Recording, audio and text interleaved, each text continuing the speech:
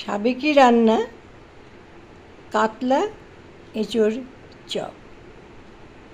তো আজকে তো রবিবার না, তো বিকেলে চায়ের সাথে যদি এটা হয় মন্দ হয় না।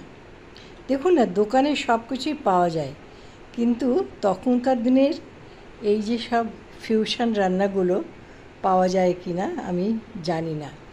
তো আমার দিদিমা অনেক রকমের পুরনো দিনের, তখন আমার দিদিমা নয়, প্রায় অনেক ঘরেরই দিদিমারা জানতেন পুরনো জিনিস। আর গাছে গাছে অফুরন্ত মানে সবজি বা সবজি, পুকুরে মাছ, সুতরাং যখন ইচ্ছা ভাবতেন আর মানে তারা তৈরি করে দেন এবং তারা অত্যন্ত পরিশ্রমী ছিলেন। তো যাই হোক, রেসিপিটা আস্তে আস্তে বলি, নাহলে আসল কথায় ফেরা যাবে না। প্রথমে কি করতে হবে, কাতলা মাছটা নেবেন পেটি, 4 পিস কাতলা মাছের পেটিকে নরম করে ভেজে নেবেন। কড়া করবেন না, কড়া করলে কিন্তু এর টেস্টটা মানে এমনভাবে মাছটা ভাজতে হবে যে মাছের একটা অ্যারোমা এসে গেল, সেই সময় গ্যাস বন্ধ করে ঠান্ডা করে কাঁটাগুলো বের করে নিতে হবে।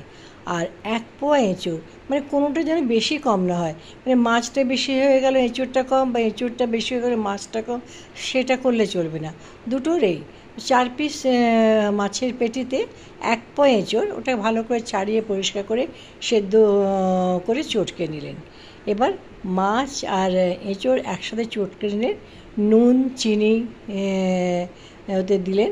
আর একটা মশলা ওরা তৈরি করতেন, সেটা খুব সুন্দর, মানে গোটা ধনে, আচ্ছা গোটা জিরে, দালচিনি, শুকনো লঙ্কা আর মৌরি একসাথে খোলাতে ভেজে নিয়ে ওটাকে পাউডার, ওনারা প্রায় এই পাউডারটা বেশি বেশি করে রাখতো, কারণ তখন লোক সংখ্যাও বেশি হতো, এখনকার মতো 4টে-6টা করলে তো হতো না, তো বেশি করে রাখতেন। ঠিক আছে, সেই মশলাটা 2 চামচ এতে মিশিয়ে নিলেন। আচ্ছা, এবার করবেন কি, ওই চিনেবাদাম একটু ভিজে, অল্প করে, কিন্তু বেশি নয়, হাফ ক্রাশ করে নিলেন। আর একটু কিশমিশ ভিজিয়ে রেখে দিলেন।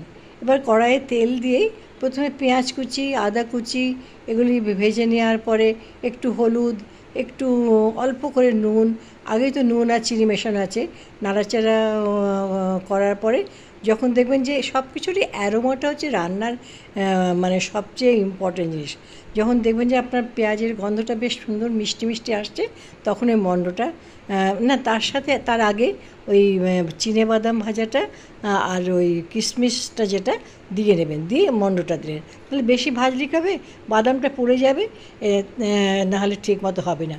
এবার তাড়াতাড়ি করে নাড়াচাড়া করে নিয়ে